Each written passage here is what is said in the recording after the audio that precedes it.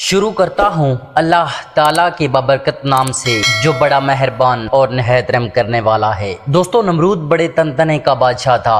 سب سے پہلے اسی نے اپنے سر پر تاج شاہی رکھا اور خدائی کا دعویٰ کیا۔ یہ ولد الزنا اور حرامی تھا۔ اس کی ماں نے زنا کرا لیا تھا جس سے نمرود پیدا ہوا تھا۔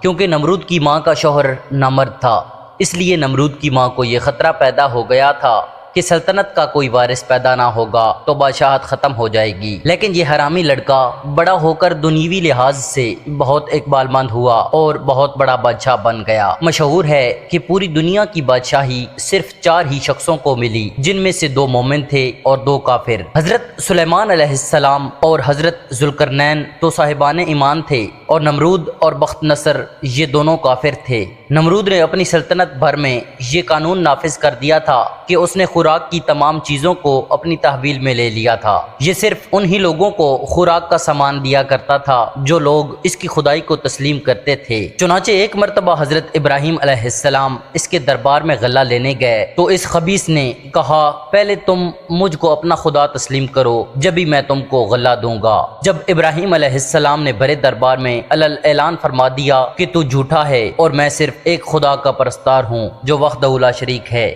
یہ سن کر نمرود آپے سے باہر ہو گیا اور آپ کو دربار سے باہر نکال دیا اور ایک دانہ بھی نہیں دیا۔ آپ اور آپ کے چند متبعین جو مومن تھے بھوک کی شدت سے پریشان ہو کر جانے بلب ہو گئے۔ اس وقت آپ ایک تھیلا لے کر ایک ٹیلے کے پاس تشریف لے گئے اور تھیلے میں ریت بھر کر لائے اور خداوند قدوس سے دعا مانگی تو وہ ریت آٹا بن گئی اور آپ نے اپنے متبعین کو کھلایا اور خود بھی کھایا۔ پھر نمرود کی دشمنی اس حد تک بڑھ گئی کہ اس نے آپ کو آگ میں ڈلوا دیا، مگر وہ آگ آپ پر گلزار بن گئی اور آپ سلامتی کے ساتھ اس آگ سے باہر نکل آئے اور علل اعلان نمرود کو جھوٹا کہہ کر خدائے وحدہ لا شریک کی توحید کا چرچا کرنے لگے۔ نمرود نے آپ کے کلمہ حق سے تنگ آ کر ایک دن آپ کو اپنے دربار میں بلایا اور حسب ذیل مکالمہ بصورت مناظرہ شروع کر دیا۔ نمرود، اے ابراہیم علیہ السلام، بتاؤ تمہارا رب کون ہے جس کی عبادت کی تم لوگوں کو دعوت دے رہے ہو؟ حضرت ابراہیم علیہ السلام، اے نمرود، میرا رب وہی ہے جو لوگوں کو جلاتا ہے اور مارتا ہے۔ نمرود، یہ تو میں بھی کر سکتا ہوں۔ چنانچہ اس وقت اس نے 2 قیدیوں کو جیل خانہ سے دربار میں بلوایا۔ ایک کو موت کی سزا ہو چکی تھی اور دوسرا رہا ہو چکا تھا۔ نمرود نے پھانسی پانے والے کو تو چھوڑ دیا اور بے قصور کو پھانسی دی اور بولا، دیکھ لو، جو مردہ تھا میں نے اس کو جلا دیا اور جو زندہ تھا میں نے اس کو مردہ کر دیا۔ حضرت ابراہیم علیہ السلام نے سمجھ لیا کہ نمرود بالکل ہی احمق اور نہایت کم عقل آدمی ہے جو جلانے اور مارنے کا یہ مطلب سمجھ بیٹھا ہے۔ اس لیے آپ نے اس کے سامنے ایک دوسری بہت ہی واضح اور روشن دلیل پیش فرمائی۔ چنانچہ آپ نے ارشاد فرمایا، حضرت ابراہیم علیہ السلام، اے نمرود، میرا رب وہی ہے جو سورج کو مشرق سے نکالتا ہے۔ اگر تو خدا ہے تو ایک دن سورج کو مغرب سے نکال دے۔ حضرت ابراہیم علیہ السلام کی یہ دلیل سن کر نمرود مبہوت و حیران رہ گیا اور کچھ بھی نہ بول سکا۔ اس طرح یہ مناظرہ ختم ہو گیا اور حضرت ابراہیم علیہ السلام اس مناظرہ میں فتح مند ہو کر دربار سے باہر تشریف لے گئے اور توحید الہی کا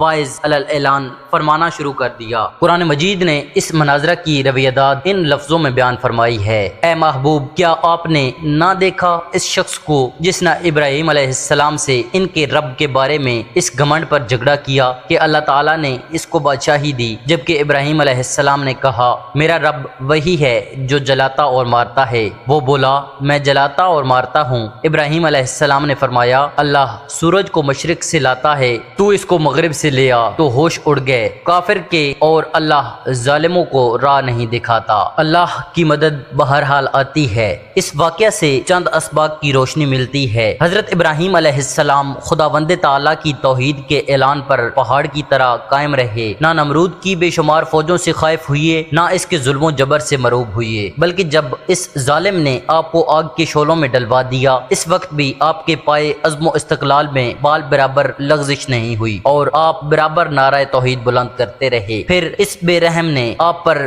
دانا پانی بند کر دیا، اس پر بھی آپ کے عزم و استقامت میں ذرا برابر فرق نہیں آیا۔ پھر اس نے آپ کو مناظرہ کا چیلنج دیا اور دربار شاہی میں طلب کیا تاکہ شاہی روب و داب دکھا کر حضرت ابراہیم علیہ السلام کو مروب کر دے، لیکن آپ نے بالکل بے خوف ہو کر مناظرہ کا چیلنج قبول فرما لیا اور دربار شاہی میں پہنچ کر ایسی مضبوط و دندان شکن دلیل پیش کی کہ نمرود کے ہوش اڑ گئے اور وہ ہکا بکا ہو کر لاجواب اور خاموش ہو گیا، اور بڑے دربار میں اس کلمہ حق کی تجلی ہو گئی۔ حق آ گیا اور باطل مٹ گیا، اور باطل مٹنے والا ہی تھا۔ بالآخر حضرت ابراہیم علیہ السلام کی صداقت و حقانیت کا پرچم سر بلند ہو گیا اور نمرود ایک مچھر جیسی حقیر مخلوق سے ہلاک کر دیا گیا۔ حضرت ابراہیم علیہ السلام کے اس اسوہ حسنہ سے علماء حق کو سبق لینا چاہیے کہ باطل پرستوں کے مقابلہ میں ہر قسم کے خوف و ہراس اور تکالیف سے بے نیاز ہو کر آخری دم تک ڈٹے رہنا چاہیے، اور یہ ایمان و یقین رکھنا چاہیے کہ ضرور